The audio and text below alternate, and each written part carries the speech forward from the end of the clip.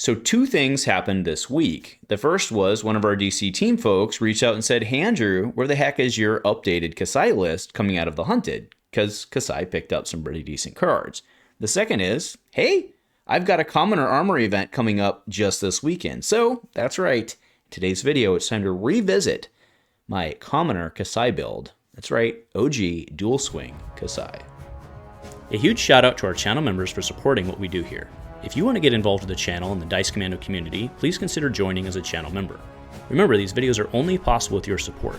You can show that support with a like, a subscribe, and by leaving us a comment and sharing your feedback. Community first, and go Commando. Hey there, my Commoner friends. Welcome back, and happy Commoner Wednesday. And I'm super excited about this one because, as many of you know, Kassai Cintauri Sellsword will probably forever live in my heart as probably my favorite hero. I love Dorinthea. I really love Aurora. But you know what? Kassai was really my one true love that really made this game stick with me. And that's why, even though she's, she might not be tier 1, but she's pretty legit 1.25. I would say 1.5, whatever the kids say these days, within the commoner meta. Because she's just so cost efficient. I mean, she's basically on par with Aria, except, it's a resource versus an attack. And I get it. Things convert differently. But Kassai is so good. Also, sad aside, I actually don't have a OG Kassai backdrop anymore because about 2 years ago, I changed the layout for the channel and I actually don't have an OG Kassai one anymore. So we're using adult Kassai, but it's good art and we love it. We love it nonetheless. But anyway, all that aside, let's go ahead and get into the deck. So what I want to talk about first are the links below. If that's all you care about, you did your thing. I get it.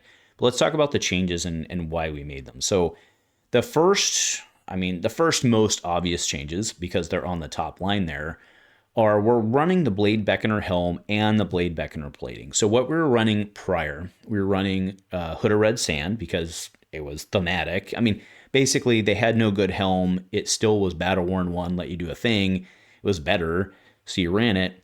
But Blade Beckoner Helm's better. It is, right? It's just straight up better. And then we were also running, I believe in the last iteration, we were running the Vigor Plating from Heavy Hitters. But Blade Beckoner Plating is just better, right? So Blade Beckoner Hood, Blade Beckoner Chest. But we are still on, because I believe it to be correct, we're still on Gallantry Gold. Remember the cost efficiency of Kassai with the Go Again. It actually feeds into this. Really, as I shouldn't say feeds into, it facilitates this. Gallantry Gold is really good. And then Refraction Bolters, because, come on, right? Come on. Build me out of plenty of spot. Right now, the other changes within the deck, we can go all the way down here to the blues, and we'll look at Nip of the Heels. Target attack with 3 or less base gets +1. It is better than Iron Song Response. This blocks 3, by the way. This card is stupid good. So embarrassed I missed it on the first path. But hey, Nip of the Heels for 0 and blue, blocks 3. Target attack with 3 or less base, not actual base, gets +1. Better than Iron Song. Better than In the Swing blue. The card's just the absolute right include. And then we have on top of that, slightly worse, I wouldn't say strictly, slightly worse hit and run with Trot Along. Plus, we're riding a goat. So, come on, that's awesome. But no, this is just straight up another hit and run. It's better than so many other options out there, okay? So those were absolute windmill slams within the deck. Now, one other point of very, very, very interesting here is that it changes because we're able to actually add the blue, and we have the additional Go Again. It actually changes our curve ever so slightly, which means I can drop what was previously a yellow. It was, I forget whether it was Outland Skirmish or Sharpened Steel, but they're functionally the same in Commoner, right? Because yes, you generate the copper, you can't do anything with it. But I'm pretty sure it was Yellow Outland was what we were running before. But now we're running Puncture. And Puncture is oh so relevant because of the increased block that we see now in the meta, because basically everybody's running the Blade Beckoner series because they're awesome, right? Now, to be clear, with the Guardwell, it doesn't change anything in terms of the counters they get, but it still does the thing, and it actually, a little bit ironically, it feeds you because then you get +1 twice.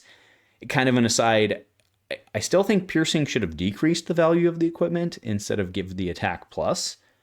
But but whatever. It works how it does. And the fact that you can potentially get it twice off the same piece of equipment because 6 round, pretty good. So yes, we've added Puncture in here. So what that brings our deck to is, 6 Blade Runners. No shock there. 6 hit and runs. And you think about it, 6 hit and runs on top of the Trot Along. Like, you are never not going again. And Kassai, just in case, for whatever reason you don't remember, second swing be free, man. Or lady, or whatever. Second swing be free, everyone. Okay, second swing be free for everyone. Awesome. So good. So good. Okay, so on top of that, it lets us run Favor Seen, Sink Below. I like running Springbird Somersault because many times Kassai only needs a yellow, and this can get tucked in Arsenal and then defend for 4, which is extremely good value in the Commoner format. Remember, Commoner format, very mouth-based. Freewheeling Renegades, you all know my love affair with this card. It's a popper that can also do things and suck out blocks. So good.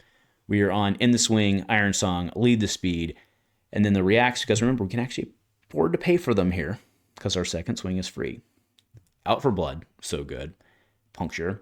And then our front pumps, Outland Skirmish, Sharpened Steel, and then Goblet, which is just disgusting because it's a free turn. If you can end with a Goblet, you get a free turn next time.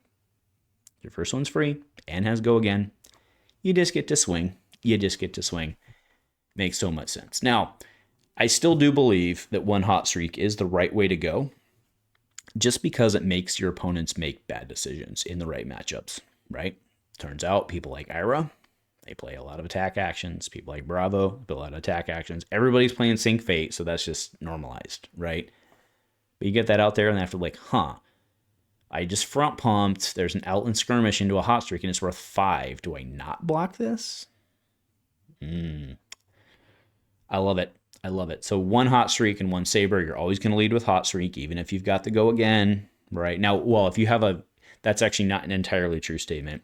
If you ever come in with an agility token, you should lead with Cintauri Saber. That's my opinion. But I mean, yes, there are weird circumstances depending on the pumps you get. Like if you come in with a 0-5, doesn't matter because they're going to block 2 3s, right? But in a raw situation, if you come with agility, you just push Cintauri forward, right? You make them make potentially bad decisions. You're like, oh, well, I could either take 2. I mean, it's the same argument as hot streak. Like, oh, I could just take the 2 or I could throw a 3. You get it. Okay. Really, really, really good. So anyway, that's the modified deck. I kind of explained the changes. I'm holding firm. Actually, I don't know why. The only reason Raging Onslaught is in this deck is because I just forget to keep it.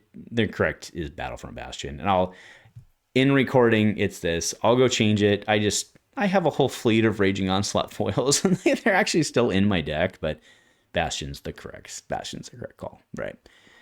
With the 2 and the 1. So because it's so much better versus Ira, who's going to be all over the place. And speaking of, before we close this out, with recent changes, nerfing Icelander, who was Kassai's worst matchup, go time, baby. Get her done. Let me know how it goes. I'll let you know how it goes after my next Commoner tournament, which is this weekend. That's all, my friends. Go Commando.